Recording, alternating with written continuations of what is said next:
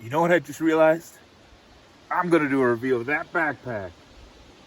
But not here, because you probably won't be able to hear me unless I'm holding the camera because of the river.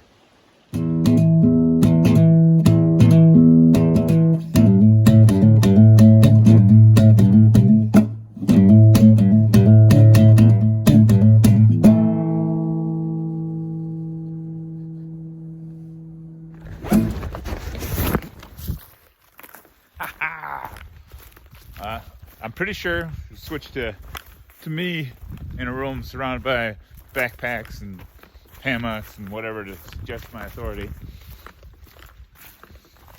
But it isn't much. But that's what I needed to tell you about here. My personal history.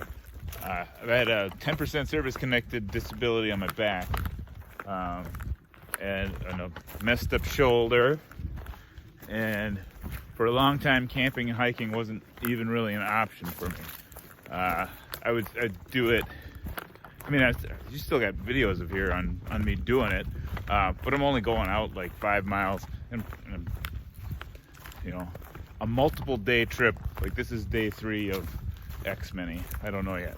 I wasn't sure how much I could take, but it's going to be more. I can tell you that. I couldn't do that in the past, but I can because of this thing. It's kind of crazy, and I'm excited about it. And there's not a whole lot of videos on it, and there's all sorts of crap on here that I don't even know what it all does yet. But the main thing it does is not put weight on my back or my shoulders, and that lets me keep walking. I got these like front pocket. Yeah. Now I can go from here. No, can't really show you on that one. Maybe on here. Maybe I'll let the guy at the desk do that. So this guy at the desk. That's a table, not a desk. Anyway, here's the empty backpack. Storage stuff here, guy in the field will cover later. All these pockets. Mainly, I wanted to cover that all the stuff with the holes.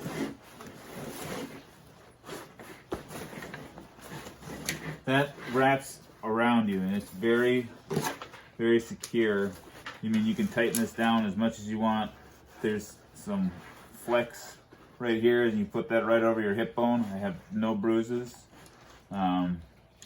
We normally all have bruises all over. And this stuff stays tight to your body. And then there's like another second suspension that runs over it that keeps the backpack to the first suspension. And then it just lets, oh, I took this out to show people, but there's a wireframe on these front pockets, and they just link. They sit right in this little pocket here on the waist belt, and they snap in so they don't come out, and then they'll just run up and down on that second suspension, so keeping the weight right on the hip belt. And pulling this forward, and pull back, that'll pull forward. I mean, so you have a little bit of weight on the shoulder, but it's almost all supported by the hip belt. Same with this side. Inside both of these bags, you got another waterproof bag that you can throw your stuff in and keep it closed. Generally, I only use one pouch with that stuff, and the other stuff I just had stuff I didn't care if it got wet. Lots of exterior storage. I'm sure the guy in the field will show you that too. Dun dun dun. The pack. Starting from the left side front pouch. Keep my cook kit in here. It's hard to do with one hand. Boom boom. I like to do that just so I don't have to dig into the main pouch if I stop for lunch. In this little part, they keep the things I'm not going to use frequently, like my ID card and some cash, and it's also garbage. I usually put my bug spray in there this trip because I haven't been using it very much. And then I'll put a water bottle in there. I got my sandals in there and my toiletries, toilet paper and whatnot. I can hang all my sleeping clothes on the back and an extra pair of socks just to air wash, so it seems a little bit fresh. And this side I got my dirty water and a cover, a rain cover.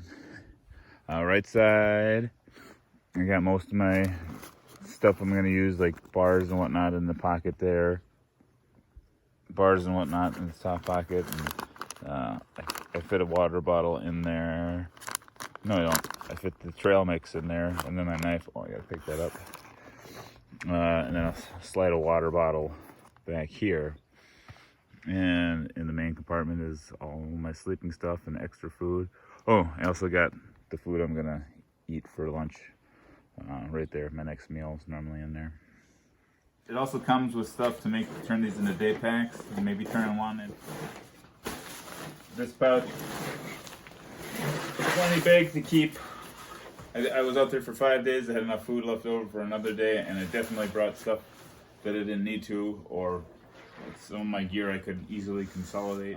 It started to wear a little bit down like day 5, but I think that might have just been soreness because I haven't been able to be out that long.